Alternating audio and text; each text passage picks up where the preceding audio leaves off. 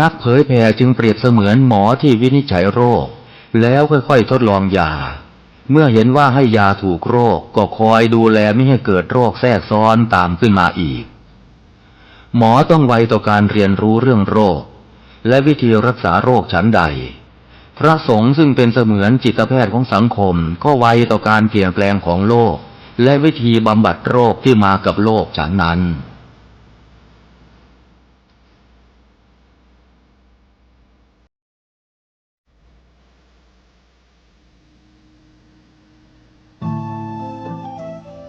ท่านกำลังติดตามรับฟังสถานีวิทยุกระจายเสียงพระพุทธศาสนาแห่งชาติและสังคมคลื่นเพื่อการศึกษาพระพุทธศาสนาและวัฒนธรรมระบบ FM 104.5 เมกะเฮิรตซ์รายการต่อไปเป็นรายการคดีโลกคดีธรรม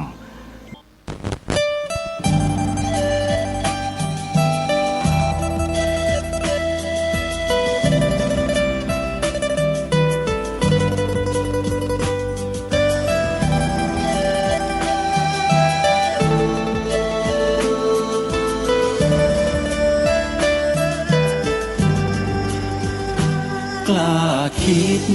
ก็ต้องกล้าทำอย่ากลัวถ้าทำความดีเร่งศึกษาปัญหาให้ทันท่วงทีเมืองไทยจะพัฒนากว่านี้รายการดีๆคดีโลกคดีธรรมขอรำพันบรรยายความคิดเครื่องหมายแห่งสีทั้งสามงามถนัดขาวคือบริสุทธิ์สีสวัสดิ์หมายพระไตรรัตน์และธรรมะคุ้มจิตไทยแดงคือโลหิตเราใสซึ่งยอมสละได้เพื่อรักษาชาติศาสนาน้ำเงินคือสีโสภาอันจอมประชาถ้าโปรดเป็นของส่วนองค์จัดริ้วเข้าเป็นไตรรงค์จึงเป็นสีธงที่รักแห่งเราชาวไทยทหารอวตารนำไปยงยุทธวิชัยวิชิตก็ชูเกียรติสยามประเทศไทยที่เจริญมั่นคงมาได้จนถึงทุกวันนี้มิได้เกิดขึ้นจากความหวาดกลัวอย่างคลาดเขลาแต่บรรพบุรุษไทยของเราทุกยุคทุกสมัยล้วนแต่มีความกล้าหาญและชาญฉลาดปกป้องเอกราชสร้างชาติให้เกิดความมั่นคงโดยมีธงแห่งพระไตรรัตน์เป็นเครื่องนำชัยจึงเป็นที่มาที่ไปของรายการคดีโลกคดีธรรมกล้าคิดก็ต้องกล้าทำอย่ากลัวถ้าทำความดีเร่งศึกษาปัญหาให้ทันท่วงทีเมืองไทยจะพัฒนากว่านี้รายการดีๆคดีโลกคดีธรรมรายการดีๆคดีโลกคดีธรรม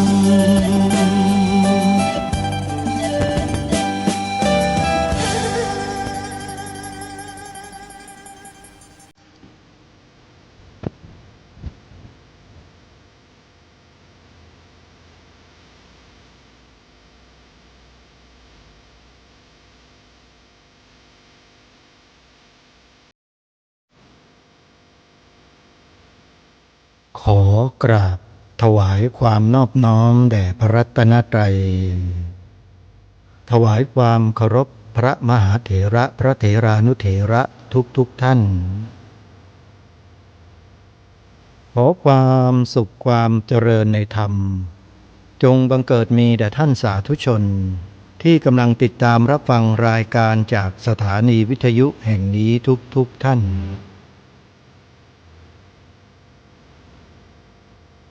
ขอนำท่านผู้ฟังเข้าสู่รายการคดีโลกคดีธรรม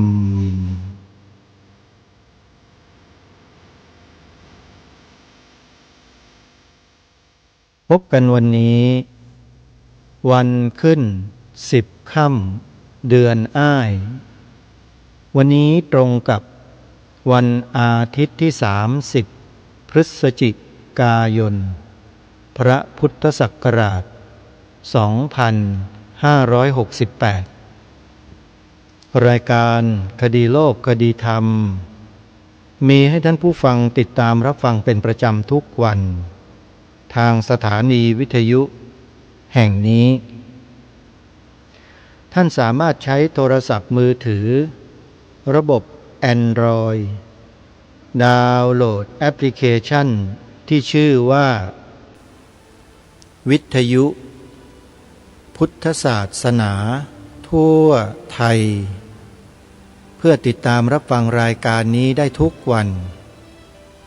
และยังมีรายการธรรมะสาระดีๆจากสถานีวิทยุพระพุทธศาสนาที่รวมอยู่ในแอปพลิเคชันนี้48 สถานีตลอด24 ชั่วโมงให้ท่านสาธุชนได้สดับรับฟังกันด้วยจึงขอเรียนเชิญสาธุชนช่วยกันแนะนำเพื่อนๆบอกต่อญาติมิตรสหายของเราให้ดาวน์โหลดแอปพลิเคชันนี้ไว้ในโทรศัพท์เพราะจะเป็นประโยชน์ต่อทุกชีวิตจริงๆสิ่งที่จะดีงามทั้งหลายทั้งปวงจะเกิดขึ้นได้นั้นเริ่มต้นจากการฟังเราเกิดมา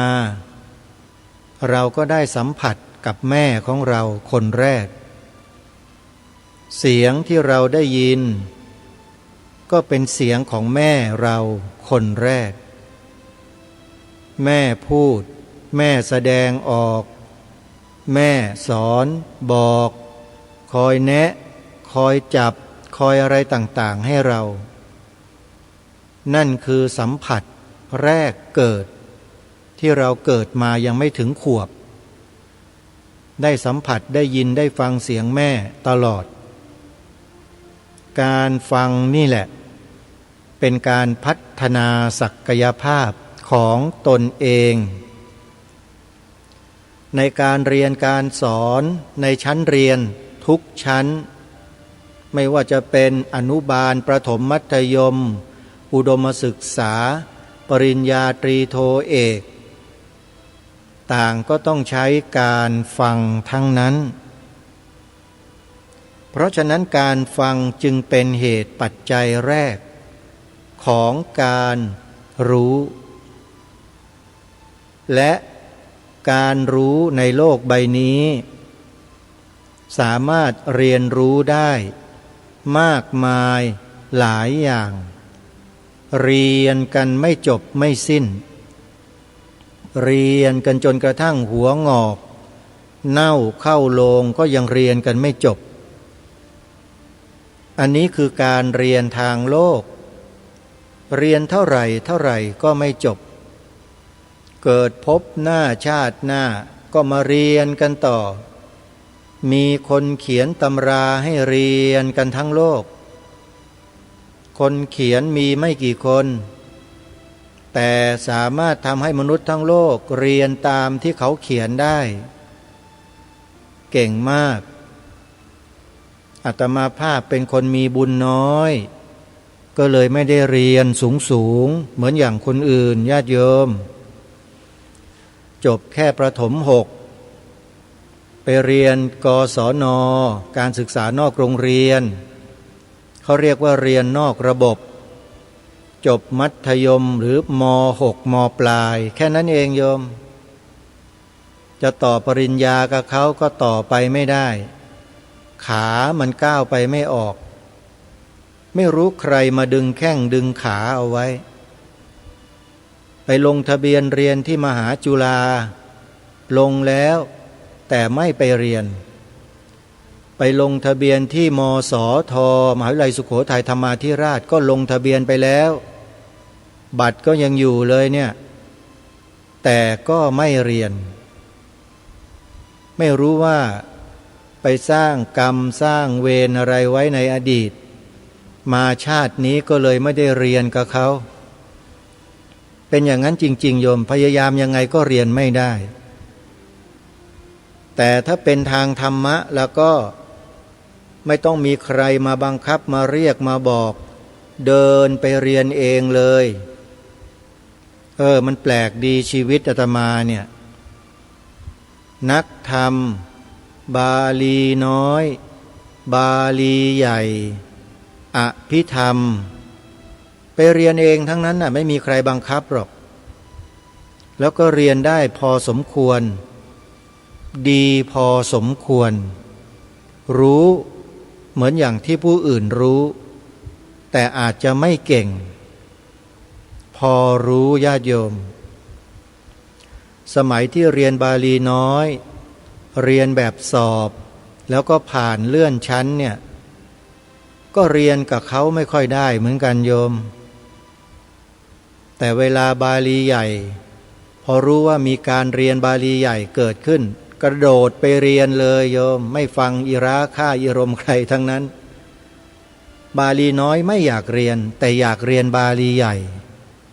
ก็เลยได้เรียนสมใจปรารถนาโดยมีพระอาจารย์มหาสมปองมุทิโตวัดวิหารธรรมตำบลโสมเยี่ยมอำเภอน้ำโสมจังหวัดอุดรธานีในปัจจุบันเนี้ยเป็นอาจารย์คนแรกสอนบาลีใหญ่อาตมภาพเป็นนักศึกษาบาลีใหญ่ของพระอาจารย์มหาสมปองรุ่นที่หนึ่งไพโอเนียญาติโยมเรียนอยู่กับท่าน2 ปีแล้วก็ไปฝึกแปลบาลีอัตถกถาดีกาคันถีโยชนาศรัทธาวิเศษต่างๆไม่ว่าจะเป็นคัมภีร์โมคคัลลานะกัจจายนะปทรูปสิทธิคัมภีร์นยาสะปกรณ์เนติปกรณ์คัมภีร์สุโพธาลังการะมหาปรริญญา7 ประโยค8 ประโยคเขานั่งแปลกันอาตมาภาพก็ดูตามเข้าไปพอจะกล้อมแกล้มรู้วิธีการแปลวิธีการโยกนะประโยคต่างๆเนี่ยพอจะรู้บ้างโยมแต่ไปนั่งฟังเขาแปลเพื่อจะเอาความอยากรู้ว่าในพระบาลีพระพุทธองค์ตรัสว่าอย่างไรในอัตถกถาจารย์ท่านขยายว่าอย่างไรและในดีกาจารย์ท่านตีความว่าอย่างไรแล้วก็สรุปพอสรุปลงมาก็ไปตรวจทานกับพระไตรปิฎกฉบับแปลภาษาไทยมันก็ได้ความรู้หลายๆอย่างในการศึกษาเล่าเรียนนี่คือสิ่งที่ผ่านมาการเรียนของอาตมาเนี่ยทางโลกไม่ไปแต่ทางธรรมไปคล้ายๆกับว่าอดีตชาติสร้างมาอย่างนี้ญาติโยมอาตมาจึงไม่มีปริญญาก็ใครเขาหรอกมีแต่ปัญญาก็คือความรู้ในทางธรรมภูมิใจนะที่ได้ปัญญาทางธรรมเนี่ยภูมิใจที่สุดในโลกเลย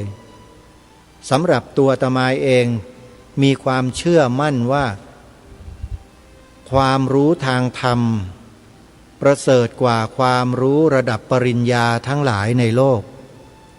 อันนี้ความเชื่อส่วนตัวนะโยมส่วนใครจะว่าทางนู้นทางโลกดีกว่าก็ว่ากันไปแต่สำหรับอาตมาว่าทางธรรมดีกว่าแน่นอนเป็นความเชื่อส่วนบุคคลนะโยมไม่ต้องมาเชื่ออาตมาเชื่อของอาตมาเองไม่มีใครมาบีบบังคับหรือมาชี้นำทั้งนั้น เรียนบาลีเรียนนักธรรมเรียนอะไรอภิธรรมไม่มีใครมาชี้นำอาตมาได้สักคนไม่สนใจฟังครูอาจารย์สอนในห้องเรียนเสร็จกลับมาก็มาทบทวนเล็กๆน้อยๆวันรุ่งขึ้นก็ไปเรียนต่อถึงเวลาก็สอบจนกระทั่งจบมหาอาภิธรรมมิกะโทสอบได้พอถึงมหาอาภิธรรมมิกะเอกเรียนจบแต่ไม่สอบอาตมาก็เลยไม่ผ่านโยม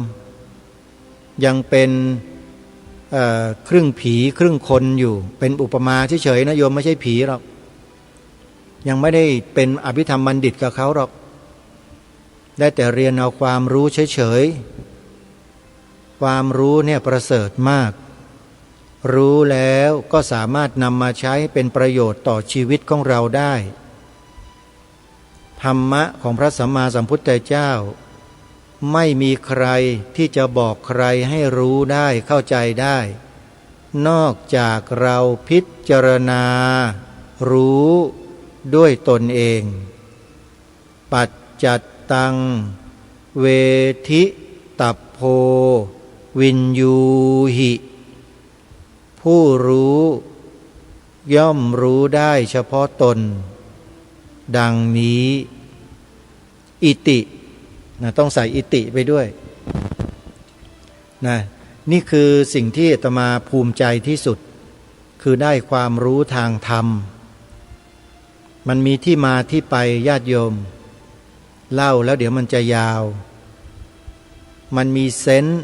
มาตั้งแต่สมัยเป็นเด็กๆอาตมาเนี่ยสมัยเป็นเด็กวัดนี่แหละเดินผ่านโรงเรียนพระอภิธรรมแล้วก็อ่านชื่อโรงเรียนอภิธรรมโชติกะวิทยาลัยเท่านั้นแหละสามัญสำนึกบางอย่างมันผลุดเกิดขึ้นในเวลานั้นทันทีแล้วมันก็ดำริออกมาในใจว่าสักวันหนึ่งฉันจะมาเรียนที่โรงเรียนอภิธรรมนี้ตอนเป็นเด็กวัดนะไม่รู้หรอกว่าคืออะไรไม่เคยเห็นไม่เคยรู้เพิ่งเห็นครั้งแรกแล้วก็เดินออกไปเล่นฟุตบอลที่สนามกีฬามหาวิทยาลัยธรรมศาสตร์ท่าพระจันทร์วันนั้นจำได้เป็นวันสวรรคตขออภัยฮะเป็นวันสิ้นพระชนสมเด็จพระสังฆราชสกลมหาสังฆปรินายกวาดวาสนะมหาเถระวัดราชบพิตรสถิตมหาสีมารามวันนั้นจำได้เป็นวันที่สมเด็จพระสังฆราชพระองค์ดังกล่าวสิ้นพระชนพอดีเลยนี่คือความไม่บังเอิญนะโยมไม่น่าจะมีอะไรบังเอิญหรอกในโลกในจักรวาลนี้ทุกอย่างมีเหตุมีปัจจัยมาแล้วทั้งนั้นแหละแล้วพอได้อุปสมบทอยู่บ้านนอกต่างจังหวัดก็ไม่คาดคิดเหมือนกันว่าบุญกุศลมันจะซัดจะพามาได้เรียนอภิธรรมจริงๆด้วยบวชเรียนยังไม่ได้พรรษาเลยโยมได้เรียนพระอภิธรรมแล้วอยู่ที่วัดพนมพนาวาสตำบลคลองขุดอำเภอบ้านโพจังหวัดฉะเชิงเทราในสมัยที่พระอาจารย์ประหลัดปรีชาวีรธรรมโมเป็นเจ้าวาดอาตมาได้ไปขอท่านจำพรรษาเพื่อปฏิบัติธรรมที่นั่นคือต้องการไปปฏิบัติวิปัสสนากรรมฐานอย่างเดียวตอนแรกก็ได้ปฏิบัติจริงๆนะเพราะว่ากติกาของวัดนี้ใครไปจำพรรษาจะต้องปฏิบัติวิปัสสนากรรมฐานครึ่งพรรษาแรกพอจบครึ่งพรรษาแรกครึ่งพรรษาหลังที่เหลือเรียนนักธรรมกับพระอภิธรรมควบคู่กันไปใครจะกำหนดสติเจริญสติไปด้วยปฏิบัติไปด้วยก็ยิ่งดีอาตมาก็เลยได้เรียน3 โรงเรียนในวันเดียวกันโยม1 วิปัสสนากรรมฐาน 2. นักธรรม 3. อภิธรรมโยมอาจารย์แม่ชีสมใจแสงจันทร์หัวหน้าแม่ชีจังหวัดฉะเชิงเทราในสมัยนั้นเป็นผู้ถวายความรู้ในชั้นจุลตรีสอบได้ที่6ของประเทศไทยโยมชั้นจุลโทก็เหมือนกันได้ที่6ของประเทศไทยสมัยนั้นนะสมัยเมื่อประมาณ30กว่าปีมาแล้วนะโยมไม่เหมือนสมัยนี้นะสมัยนี้เป็นอย่างไรทุกคนก็หลายๆท่านหลายๆคนก็คงจะทราบดีนะอาตมาภาพเนี่ยภูมิใจตัวเองที่เรียนสอบด้วยตัวเองล้วนๆไม่มีใครมากระซิบบอกไม่มีใครมาส่งซิกไม่เคยถามใครไม่เคยยื่นหน้ามองใครทั้งสิ้นพูดง่ายๆว่าความทุจริตไม่มีแม้แต่ในใจในการสอบไม่ว่าจะทางโลกหรือว่าทางธรรมก็ตามทำได้แค่ไหนนั่นก็คือความสามารถของเรามีเท่านั้นยอมรับมันสบายใจสุขใจมันจะตกมันจะผ่านมันไม่ใช่เรื่องที่เราจะต้องไปทุกข์ร้อนไปดีอกดีใจอะไรก็มันเนี่ยฝึกมาตั้งแต่พรรษาแรกแบบเนี้ยโยมแล้วก็เจริญสติกำหนดรู้ดูอาการเป็นไปของผัสสะที่อายตนะมันต่อเข้ามาตาหูจมูกลิ้นกายใจนี่แหละดูมันอยู่6ทวารเนี่ยสนุกเหมือนดูละครเดี๋ยวมันก็ย้อนไปเดี๋ยวมันก็ย้อนมาเดี๋ยวมันก็ไปอนาคตเดี๋ยวมันก็ไปอดีตเราก็ดึงมันมาอยู่ปัจจุบันนี่แหละนำมันมาเป็นอารมณ์ในปัจจุบันให้หมดอดีตก็เป็นปัจจุบันอนาคตก็เป็นปัจจุบันด้วยการกำหนดรู้นี่แหละคือการฝึกที่ทุกคนสามารถฝึกได้ไม่เช่นนั้นถ้าใครไม่ฝึกนะเดี๋ยวอนาคตก็ดึงไปกินเดี๋ยวอดีตก็ดึงไปเคี้ยวไปขบไปกัดจริงไม่จริงลองว่ามาสิใครบ้างที่ไม่เคยเป็นเช่นนั้นถ้าไม่ได้ฝึกฝนในด้านสติปัฏฐาน4มาก่อนเนี่ยหนีไม่พ้นหรอกนะนึกถึงอนาคตวาดฝันสวยหรูจิตใจฟ่องฟูแต่พอเรื่องราวในอดีตมันเข้ามาโศกเศร้าเสียใจน้อยใจคับแค้นใจอาฆาตพยาบาทมันเป็นอย่างนั้นใช่ไหมนั่นแหละชีวิตคนเราไม่มีอะไรหรอกมีแต่อดีตเข้ามารั้งอนาคตเข้ามาดึงอยู่นั่นนะถูลู่ถูกังไอ้ฝั่งนู้นก็ดึงลงไอ้ฝั่งนี้ก็ดึงขึ้นไม่ยอมไปไหนสักทีถ้าไม่มีสติสัมปชัญญะไม่ระลึกรู้อยู่เสมอตลอดเวลาเดี๋ยวอดีตอนาคตมันก็พาลงเหวไปเท่านั้นแหละไม่ได้ผุดไม่ได้เกิดมาเป็นมนุษย์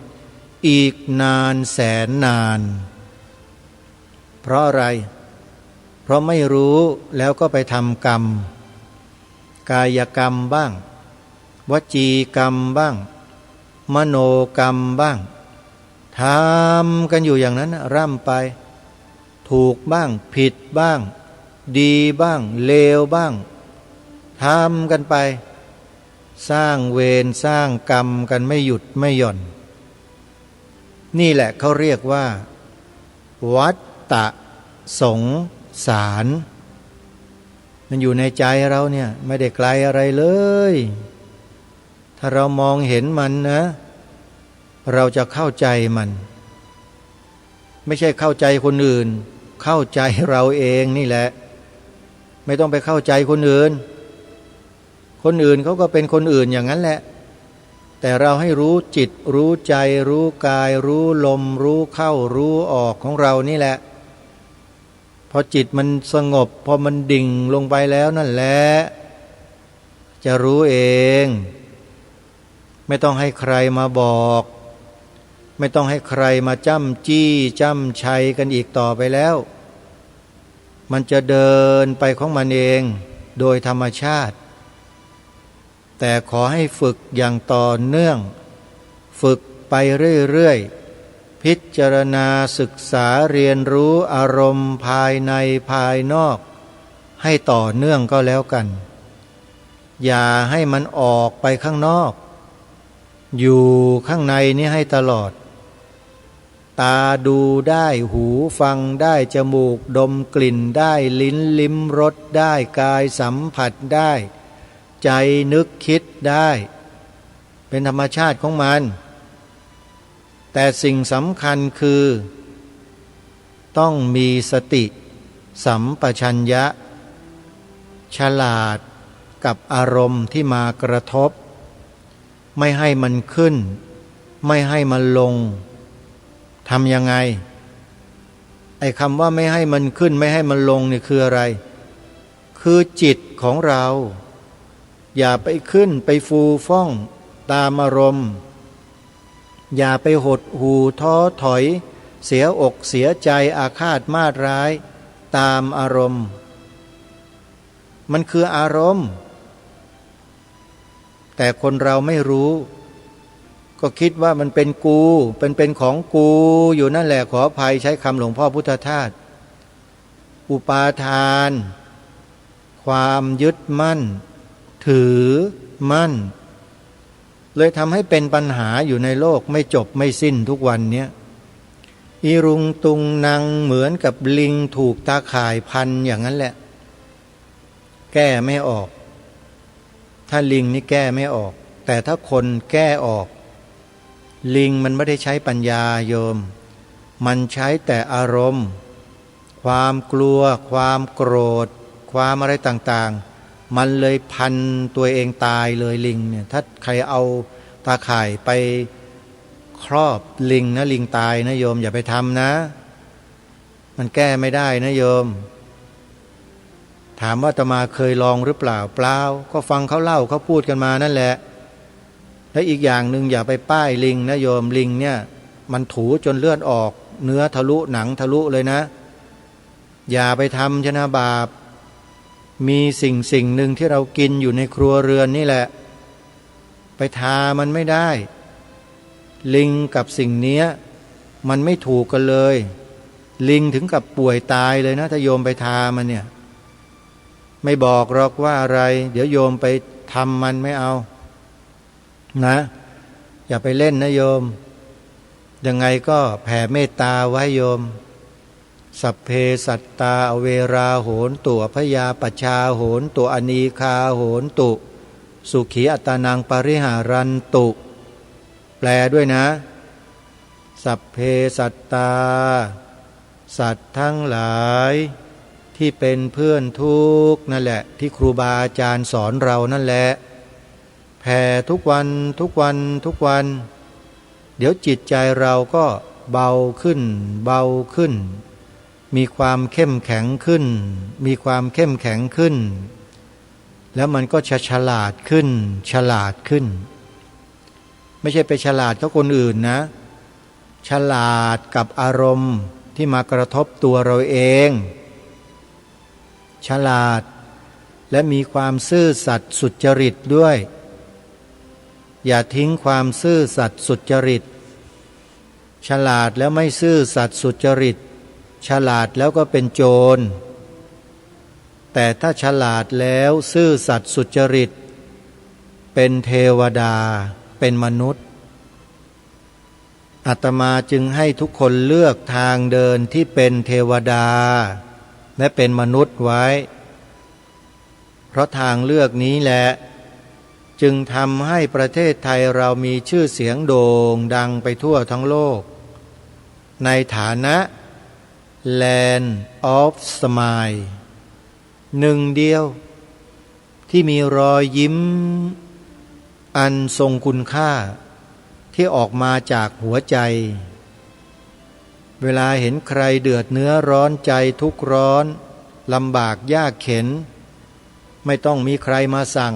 มาสอนมาบอกเข้าไปช่วยทันทีนี่ไง ลักษณะของคนไทยเป็นอย่างนี้นะนี่คือน้ำใจที่ถูกสั่งสมมาแต่บรรพชนในอดีตหลายชั่วโคตรของเราแล้วก็ฝังเป็นเชื้อเป็นเอ็นเป็นกระดูกเป็นเนื้อเป็นเลือด DNA สืบสายเลือดมาถึงพวกเราวันนี้นี่แหละเขาเรียกว่าเลือดไทยมันเข้มถ้าเลือดไทยเข้มๆนะถ้าใครมีเลือดไทยเข้มๆนะเขาจะไม่ทำความชั่วความเลวให้เกิดความเดือดร้อนกับชาติบ้านเมืองและผู้คนเขาจะไม่ทำเลยนะคนไทยแท้ๆเนี่ยเขาจะรักบ้านรักเมืองเขาจะไม่โกงบ้านไม่กินเมืองเขาจะดูแลทรัพยากรธรรมชาติของบ้านเมืองถ้าทรัพยากรมันไม่มีก็ทำมันให้มีขึ้นเช่นปลูกต้นไม้ปลูกป่าเพื่อสร้างอากาศดีๆสร้างที่อยู่ให้กับสรรพสัตว์ทั้งหลายนี่ใจดีเหมือนกับหลายๆท่านหลายๆคนแหละที่โยมทราบโยมรู้กันนะมีการปลูกป่าปลูกต้นไม้กันเต็มไปหมดนั่นแหละคือคนใจดีโยมแต่ไม่ใช่ปลูกต้นไม้3 ปี2 เดือน3 เดือนแล้วตัดขายไม่ใช่อย่างนั้นไม่ใช่ปลูกต้นไม้นั่นน่ะไอ้นั่นมันทำธุรกิจอย่าเอามาปนนะคำว่าปลูกต้นไม้ของอาตมาแล้วได้บุญนั่นก็คือปลูกป่าแล้วไม่มีการตัดปล่อยให้เขาเจริญเติบโตใหญ่โตขึ้นเหมือนกับที่วัดป่าหนองแซงนะโยมอำเภอหนองวัวซอจังหวัดอุดรธานีหลวงปู่เสนน่ะโอ้โหวัดของท่านป่าเต็มไปหมดเลยท่านปลูกเอาไว้อาตมาไปมาหลายครั้งแล้วขอชื่นชมจริงๆกล้าพูดได้เลยว่าในประเทศไทยเนี่ยจะหาพระสงฆ์รูปใดปลูกป่าได้มากมายมหาศาลและได้ผลสำเร็จเป็นอย่างดีเหมือนอย่างหลวงปู่เสนเนี่ยอาตมาว่าไม่มีแล้วนะไปหามาดูสิใครปลูกใหม่นะครับไม่ใช่ป่าธรรมชาตินะอย่ามาคุยนะที่ไปดูแลป่า10,000 ไร่แสนไร่นะไม่ใช่นะฮะอันนั้นไม่ได้ปลูกแต่หลวงปู่เสนนี่ปลูกตั้งแต่ต้นเล็กๆขึ้นมาเนี่ยใหญ่โตเต็มไปหมดเลยเป็นพันๆไร่วัดป่าหนองแซงหนองวัวซออุดรธานีญาติโยมแล้วหลวงปู่ก็สร้างพระพุทธรูปองค์ใหญ่ไว้ด้วยเป็นพระพุทธรูปประทับนั่งสมาธิหน้าตักกว้าง70 กว่าเมตรสูงประมาณ100 กว่าเมตรใหญ่ไหมโยมโอ้โหมีหนึ่งเดียวในจังหวัดอุดรธานีเลยขอบอกใครที่ยังไม่เคยไปวันที่6 ธันวาคมนี้เป็นงานทำบุญอายุวัฒนมงคลของหลวงปู่เสนด้วยนะ6 ธันวาคมของทุกปีลูกศิษย์จัดงานถวายหลวงปู่เสนที่วัดป่าหนองแซงตำบลหนองบัวบานอำเภอหนองวัวซอจังหวัดอุดรธานีใครเคารพเป็นศิษยานุศิษย์ก็ถือโอกาสแจ้งประกาศให้ลูกศิษย์ทั้งหลายทั้งปวงของหลวงปู่เสน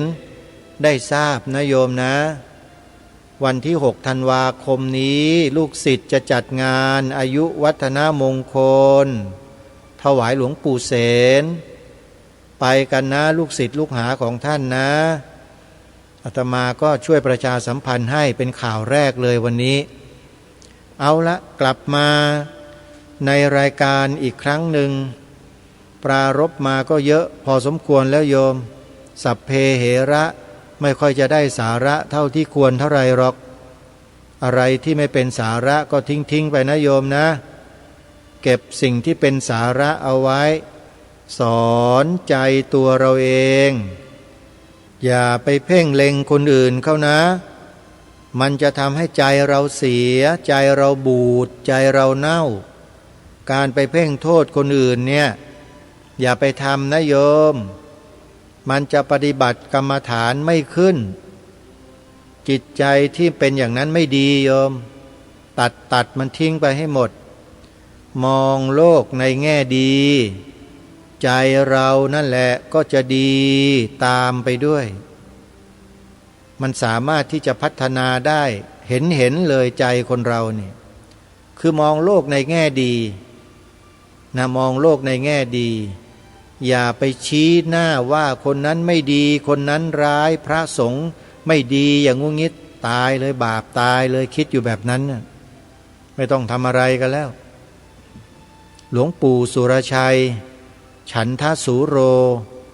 ที่ทางรายการนำเสียงของท่านมาเปิดหลายวันที่ผ่านมาเนี่ยน่าจะบอกจะสอนอะไรพวกเราได้เป็นอย่างดีในหลายๆกรณีเลยนะโดยเฉพาะใครที่เกลียดพระสงฆ์หลังจากดูข่าวพระสงฆ์จากสื่อแมลงวันประมาณ8 เดือน 9 วันแล้วเนี่ยเกลียดขี้หน้าพระสงฆ์ไม่ใส่บงใส่บาตรไม่ทำบุญไม่เข้าวัดเข้าวาเลิกนับถือพระพุทธศาสนาไปเลยอย่างเงี้ยระวังตัวให้ดีนะระวังนะเดี๋ยวจะตกล่วงจากบุญกุศลแล้วมันจะเหลือแต่บาปกรรมเวรแล้วมันจะพาไปไหนเล่าบาปอะถ้าไม่อยากไปก็กลับมาทำบุญใส่บาตรพระสงฆ์เหมือนเดิมไอ้พวกสื่อแมลงวันเนี่ยอย่าไปดูมันมากดูแล้วมันก็เป็นกันอย่างเงี้ยพวกเราอะไม่ได้ฝึกไม่ได้ฝนไม่ได้อบรมตนเองปฏิบัติอะไรก็ไม่เคยทำดูแต่ละครน้ำเน่าหอแต๋วแตกเล่นแต่เกมดูแต่คลิปไร้สาระอันนี้บางคนนะโยมไม่ใช่ทั้งหมดบางคนเสร็จแล้วก็ไม่ทำบุญแล้วยังด่าพระอีกต่างหากไอ้อย่างเนี้ยก็มีนะในสังคมไทยทุกวันนี้ปล่อยเขาเถอะอาตมาไม่ได้โกรธคนพวกนี้หรอกเสียเวลาไปโกรธทำไมเสียของใจเราดีกว่าคนพวกนี้เยอะรักษาใจเราไว้ดีกว่าไปโกรธทำไมถ้าสมเพศสงสารน่ะได้น่าสมเพศน่าสงสารอย่าไปโกรธอย่าไปแค้นอย่าไปอาฆาตพยาบาทคนพวกนี้นะเราสามารถศึกษาได้เป็นกรณีศึกษาโยมการที่สื่อสารมวลชนในเมืองไทยเราที่ทำตัวเป็นแมลงวันอยู่หลายๆสื่อเนี่ยที่นำข่าวพระที่ไม่ดีเสียหายมาโพลธนามาประกาศแจ้งต่อที่สาธารณะให้คนรู้ทั่วทั้งโลกอย่างเนี้ยเป็นสื่อที่ดีไหมสื่อแบบเนี้ยดีไหมโยมแล้วโยมดูสื่อพวกนี้กันอยู่หรือเปล่าไม่มีอย่างอื่นดูกันหรือไงเนี่ยไปดูสื่อพระสงฆ์ท่านทำกันเยอะแยะเลยโยมทั้ง YouTube Facebook Twitter TikTok Instagram อะไรทั้งมีทั้งนั้นแหละแต่ไม่ดูกันพอเห็นไอ้นั่นเห็นไอ้นี่คุ้นหน้าคุ้นตาหัวเราะกันคิกคักงอหายสนุกสนานเฮฮาแห่ดูกันทั้งบ้านทั้งเมืองสุดท้ายก็เป็นเหยื่อเขาโดยไม่รู้ตัวเป็นเหยื่อเขานั่นน่ะโหนกระสืออย่างเงี้ยโยมพอดูไปกลายเป็นกระสือกันหมดจะมากินพระจะมาฆ่าพระกันหมดอันนี้อุปมาให้ฟังเฉยๆนะโยมในที่นี้ก็คือรังเกียจพระสงฆ์ทั้งที่มันไม่น่าจะเป็นเลยมันกลับเป็นอย่างนั้นได้เพราะอะไรเพราะมันมีแรงกระตุ้นจากแมลงวัน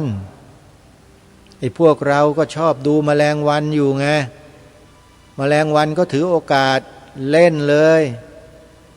แมลงวันมันได้เงินได้กินอิ่มนะโยมกินท้องกลางเลยนะแมลงวันพวกเนี้ยแต่เอาเถอะพอตายจากชาตินี้ไปแล้วมันจะกลายเป็นแมลงวันกันจริงๆใครดูพวกเนี้ยไม่เหลือทำกันเข้าไปนะเดี๋ยวก็รู้ผลเองแหละส่วนพวกเราก็ ทำความดีกันต่อให้ทานรักษาศีลเจริญภาวนาอยู่อย่างนี้แหละพระสัมมาสัมพุทธเจ้าตรัสสอนให้เราทำอยู่แค่นี้แหละไตรสิกขาไม่มีอย่างอื่นที่มากกว่านี้หรอกโยมนี่เขาเรียกว่าพื้นฐานของชาวพุทธให้ทานรักษาศีลเจริญภาวนาการเจริญภาวนาเนี่ยจำเป็นไหมที่จะต้องไปเจริญที่วัดทุกวันทุกอาทิตย์ทุกเดือนต้องไปไหมไปแต่ไม่ต้องทุกวันหรอกโยมเดือนละครั้งนี่ก็เยอะแล้วนะขอให้ไปจริงๆไปแล้วไปปฏิบัติกันให้จริงๆนะอยู่ยาวๆแล้วเราก็จะได้สิ่งดีๆกลับบ้านแต่ถ้าใครไม่เคยแล้วก็ไม่ปฏิบัติก็จะได้แค่ระดับให้ทานใจสบายในช่วงระยะหนึ่งแต่ถ้ามีอะไรมันขึงตึงแล้วมันสู้ไม่ไหวนะอารมณ์ถ้าเราไม่ฝึกฝนด้วยการภาวนาเนี่ยมันจะไม่ทันนะโยมแต่ถ้าฝึกแล้วเนี่ยมันทันนะพอกระทบปุ๊บกำหนดปั๊บสลายเรียบร้อยหมดเลยอารมณ์บูดเน่าทั้งเช้าทั้งเย็นไม่มีเหลือเพราะเราฝึกสติกำหนดรู้ดูอาการเป็นไปของรูปของนามอยู่ตลอดฝึกทุกวันทุกชั่วโมงทุกนาทีทุกวินาทีถ้าทำได้จะดีทั้งวันดีทั้งคืนและบางครั้งบางทีก็อาจจะเหนือดีด้วยแต่จะเป็นอะไรอย่างไรนั้นต้องไปสัมผัสด้วยตัวเองถึงจะทราบถึงจะรู้นะโยมอาตมาภาพก็นำคำของครูบาอาจารย์มาบอกบวกกับประสบการณ์ที่เคยผ่านการปฏิบัติเข้มข้นมาแล้วก็บอกได้อย่างนี้แหละแล้วก็บอกได้แค่นี้โยมว่าให้เราเริ่มต้นกันนับจากหนึ่งนับจากหนึ่งค่อยๆเป็นค่อยๆไปอย่าก้าวกระโดดนะเดี๋ยวนี้มีคำสอนก้าวกระโดดนะมาวัดอาตมาสิได้เป็นโสดาบันกันทุกคนแหละอย่างนี้ก็มีแล้วนะโยมนะคนโน้นคนนี้คนนั้นนะเป็นโสดาบันได้ไปอินเดียอย่างนี้ก็มีแล้วนะโยมเห็นไหมเป็นโสดาบันง่ายเหลือเกินแม้สำนักไหนเนาะเดี๋ยวจะไปอยู่ซะหน่อยจะได้เป็นโสดาบันกับเขาบ้างแต่อาตมาคงว่าไม่ได้เป็นอาตมาเนี่ยถ้าเป็นโฉดาโซดามากกว่ามั้งซ่าไปเรื่อยนะใช่ป่ะไม่รู้หลายคนก็ว่าอย่างนั้นน่ะซ่าเหลือเกินไม่ได้ซ่านะอันนี้เขาเรียกว่าเข้มข้นหนักแน่นมั่นคงไม่เหลาะแหละไม่โลเลไม่แทงกั๊กบอกว่าประเทศไทยมีพระพุทธศาสนาเป็นศาสนาประจำชาติไทยของเราก็บอกอย่างนั้นมาโดยตลอดไม่เปลี่ยนแปลงสีขาวในธงชาติไทยหมายถึงพระพุทธศาสนาเท่านั้นก็มั่นคงอยู่อย่างนี้ตลอดไม่เคยเปลี่ยนแปลงและคิดจะเปลี่ยนด้วยและเปลี่ยนไม่ได้ด้วยใครมาเปลี่ยนก็เจอด้วยเปลี่ยนไม่ได้ความหมายพระราชทานจึงให้พวกเราช่วยกันกล่าวไงสองประโยคนี้มาโดยตลอดใครไม่กล่าวก็ไม่มีใครว่าหรอกแต่ก็ให้รู้ไว้ว่าไม่ช่วยกันทำรงรักษาความเป็นชาติไทยความเป็นเอกราชนครนี้เอาไว้เมื่อไม่ช่วยแล้วก็ไม่ว่าอะไรแล้วก็ว่าตัวเองก็แล้วกันที่ไม่ช่วยใครไม่ช่วยก็ว่าตัวเองนะโยมอย่าให้อาตมาว่าเพราะถ้าอาตมาว่าแล้วว่าไม่หยุดว่าแรงว่าถึงขนาดว่าร้องห่มร้องไห้เลยนะอาตมาเนี่ย นะไม่ต้องพูดเยอะนะเรื่องนี้คงเป็นที่เข้าใจกันแล้วนะประเทศไทยเราเป็นมาอย่างไรประวัติศาสตร์ต่างๆจารึกบันทึกพระบรมราชโองการพระราชหัตถเลขาพระราชจริยาวัดพระราชปณิธานทั้งหลายทั้งปวงและความเป็นจริงในพระองค์ทุกพระองค์เลยทรงประกาศพระองค์ทรงเป็นพุทธมามกะกันทั้งนั้นทุกยุคทุกสมัยทุกรัชกาลจะเป็นอย่างอื่นไม่ได้เด็ดขาดและไม่ต้องมาเที่ยวถามกันนะไอ้พวกช่างถามอะถามนู่นถามนี่ถามนั่นจะให้พระมหากษัตริย์เปลี่ยนศาสนาดูมันพวกที่ถามเนี่ยโยมอย่าไปสนใจนะใครมาพูดกับเรายังไงอย่างงู้นอย่างนี้อ้างเหตุอ้างนู่นอ้างนี่ไม่ได้ถ้าอ้างก็ไปอ้างที่ประเทศเสรีภาพอเมริกาอย่ามาอ้างประเทศไทยประเทศไทยแผ่นดินนี้เป็นแผ่นดินธรรมแผ่นดินทองเป็นแผ่นดินพระพุทธศาสนาใครจะอยู่ก็อยู่ไม่อยู่ก็ไม่ต้องอยู่ไม่ได้ห้ามแล้วก็ไม่ได้ดึงเอาไว้ด้วยแต่อย่ามาทำลายความเป็นประเทศไทยของเราก็แล้วกันความเป็นประเทศไทยเราก็คือสองประโยคที่ให้กล่าวกันนั่นแหละคือความเป็นประเทศไทยถ้าสองประโยคนี้ไม่มีหมดถูกห้ามถูกตัดไม่มีแล้วประเทศไทยก็หมดไม่มีเหลือ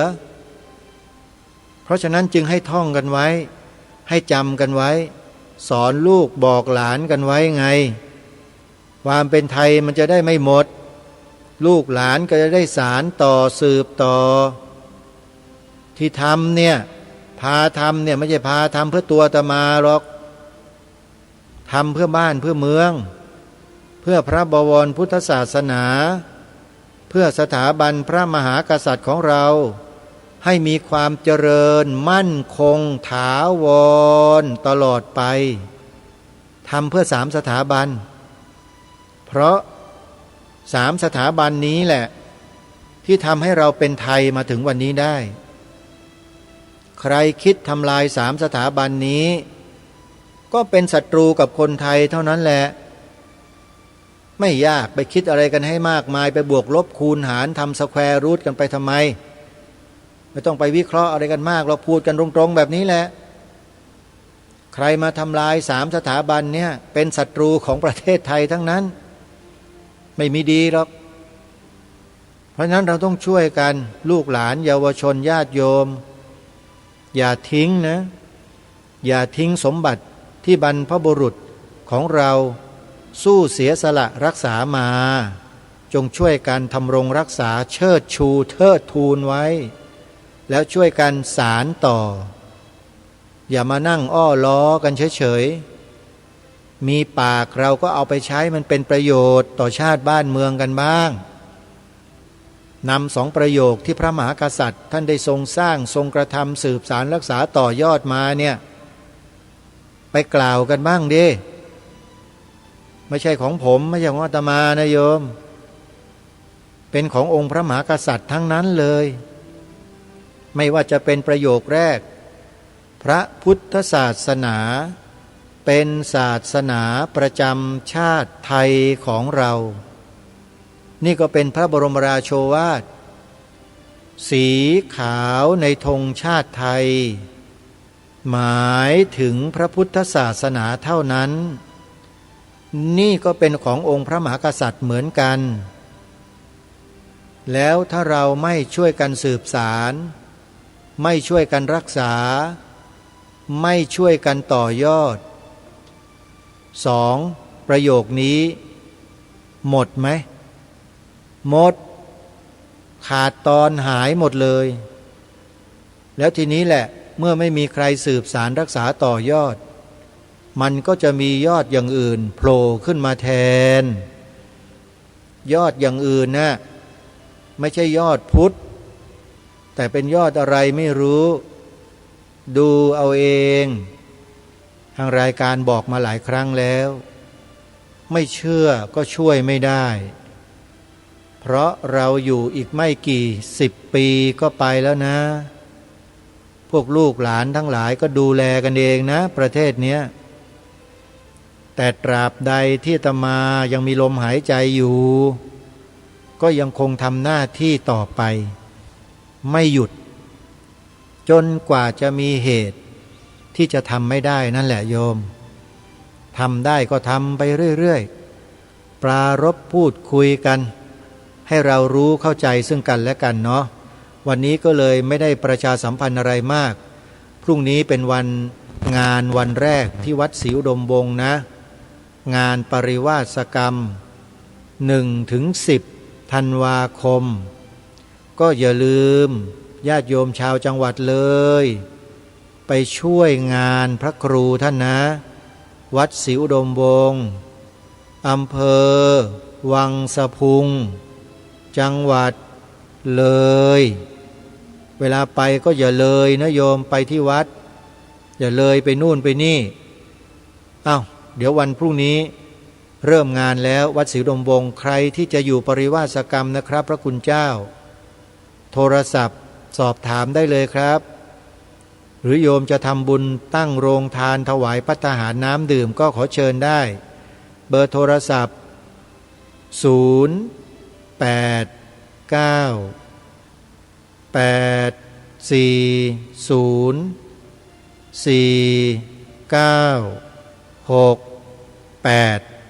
วันนี้เวลาหมดลงแล้วต้องขอสมมุติยุติรายการไว้แต่เพียงเท่านี้พบกับรายการได้ใหม่ในวันต่อไปขอความสุขความสวัสดีในธรรมแห่งองค์สมเด็จพระบรมศาสดาสัมมาสัมพุทธเจ้าจงปรากฏเกิดมีขึ้นในจิตใจของท่านผู้ฟังทุกท่านทุกคนเทินขอเจริญพรกล้าคิดก็ต้องกล้าทำอย่ากลัวถ้าทำความดีเร่งศึกษาปัญหาให้